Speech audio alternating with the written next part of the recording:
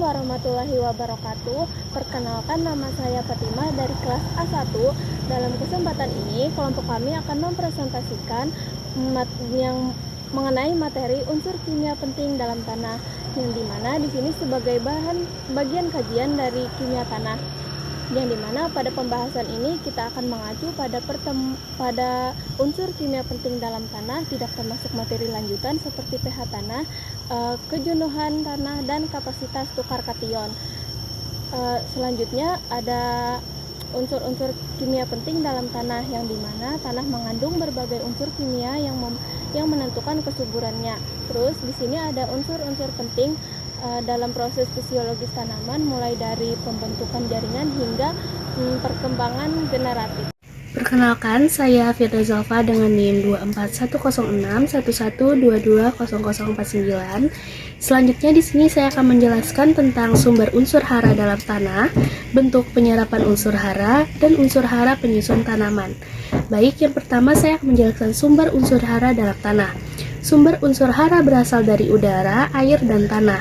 Udara menyumbang karbon, oksigen, dan hidrogen, sedangkan tanah menyediakan unsur hara makro primer seperti NPK, makro sekunder seperti Ca, Mgs, dan unsur mikro seperti Cl, B, Cu, Mn, Fe, Zn, dan Mo. Selanjutnya, bentuk penyerapan unsur hara. Setiap unsur diserap tanaman dalam bentuk ion, misalnya nitrogen sebagai NO3- atau NH4+, fosfor sebagai H2PO4-, dan kalium sebagai K+. Unsur mikro seperti Fe, Mn, Zn, Cl, dan Mo juga diserap dalam bentuk ion tertentu. Selanjutnya, unsur hara penyusun tanaman. Tanaman terdiri atas sekitar 90% air, dari 10% bahan kering. Unsur terbesar adalah C, O, dan H, disusul unsur hara esensial lain seperti NPK, Ca, Mg, S, Fe, Mn, B, Mo, Co, dan Zn. Baik, perkenalkan, nama saya Karisma Putri Diana. Di sini saya akan menjelaskan bentuk unsur hara dalam tanah dan manfaat karbon, oksigen, dan hidrogen. Yang pertama, saya akan menjelaskan bentuk unsur hara dalam tanah. Unsur hara dalam tanah dapat berada sebagai senyawa kompleks yang sukar larut, atau dalam bentuk sederhananya yang mudah larut dalam air. Bentuk larutan ini paling mudah diserap oleh tanaman. Yang kedua ada manfaat karbon, oksigen, dan hidrogen. Karbon, oksigen, dan hidrogen adalah unsur dasar pembentuk bahan organik. Kekurangan salah satunya saja dapat menyebabkan kematian pada tanaman karena semuanya menyusun struktur biomasa. Konsentrasi CO2 di udara bervariasi di sekitar daun dan permukaan tanah, menunjukkan pentingnya keseimbangan antara proses respirasi dan fotosintesis. Selanjutnya, nitrogen. Nah, nitrogen ini juga adalah salah satu unsur hara yang sangat penting bagi tanaman, yang dimana bahan penyusunnya itu adalah klorofil, asam amino dan protein, serta enzim. Klorofil itu kan dia berwarna hijau. Makanya daun-daun yang berwarna hijau itu karena apa? Karena adanya klorofil. Terus yang kedua asam amino dan protein. Nah, asam amino dan protein ini tuh fungsinya untuk membangun seluruh struktur yang ada pada tanaman, mulai dari batang, daun, sampai akar. Terus enzim itu tuh fungsinya untuk memperlancar proses kimia yang terjadi pada tanaman. Jadi kalau misalkan tanaman itu tuh subur, terus warnanya hijau segar ngejreng gitu, tuh artinya tanaman tersebut itu tuh nitrogennya tuh terpenuhi gitu. Yang kekurangan nitrogen itu tuh biasanya daunnya berwarna kuning, teman-teman, nggak berwarna hijau. Nah, karena kekurangan nitrogen, maka pertumbuhan tanaman itu juga terhambat, sehingga membuat tanaman itu tuh bisa jadi kerdil. Nah, di situ kita bisa lihat ciri-ciri tanaman yang kekurangan nitrogen. Di mana sih kita tuh bisa menemukan nitrogen gitu? Nitrogen itu tuh sangat banyak di udara. Di mana lagi nih ada nitrogen? Yaitu ada di bahan organik. Nah, bahan organik itu adalah sisa-sisa tanaman, kotoran hewan, atau kompos. Terus pupuk. Nah, pupuk ini yang paling sering kita pakai. Pupuk urea biasanya. Terus ada Ja atau aluminium sulfat dan pupuk majemuk gitu. Nah, terus bagaimana mekanisme tanaman itu menyerap nitrogen? Singkat saja teman-teman, nitrogen itu tuh diserap oleh 2 ion, yaitu nitrat dan amonium. Nah, ion nitrat ini tuh bentuknya tuh paling sering diserap gitu oleh tanaman karena sifatnya itu mudah bergerak di dalam tanah. Lalu setelah nitrat itu diserap oleh tanaman atau diserap oleh akar, maka yang tadinya itu tuh akan diolah lagi ke dalam tanaman gitu, atau istilahnya bisa kita sebut direduksi. Nah, setelah direduksi lalu jadilah amonium gitu. Kenapa? Karena amonium inilah yang akhirnya akan berubah menjadi protein dan protoplasma yang membentuk seluruh sel dan jaringan pada tanaman kita.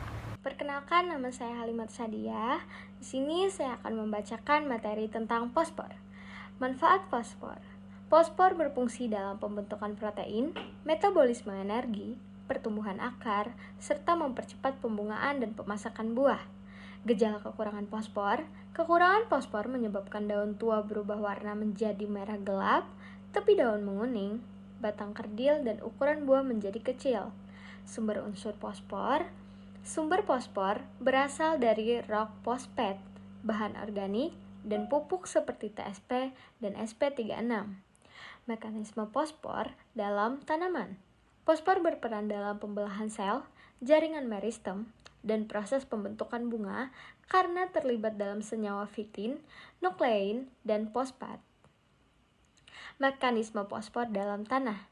Dalam tanah, fosfor berada dalam bentuk organik dan anorganik, namun sering terikat oleh Al dan Fe, sehingga ketersediaannya menjadi terbatas. Perkenalkan, nama saya Dinsenda Preswari dengan NIM 24106112200051.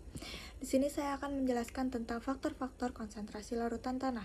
Konsentrasi larutan tanah dipengaruhi oleh kelarutan unsur, pH tanah, potensial redoks, dan kadar air.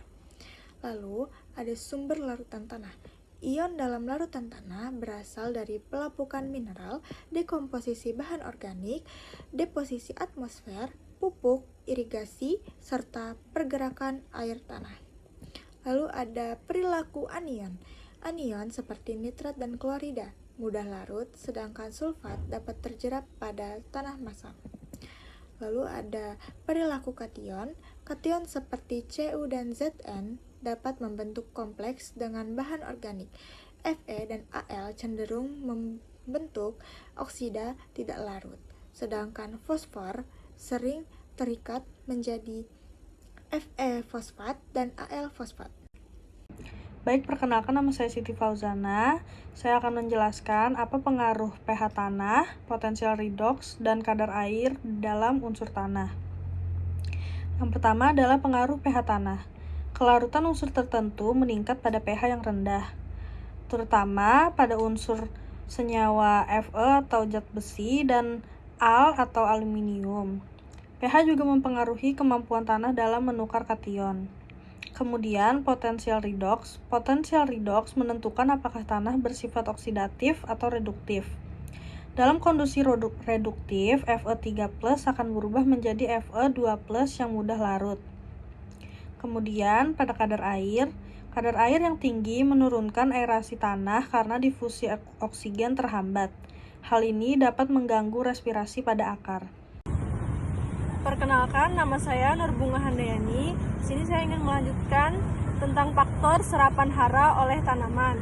Serapan unsur hara dipengaruhi oleh oksigen tanah, suhu, antagonisme antar ion, serta adanya unsur toksik seperti Ai dan Mn di tanah masam.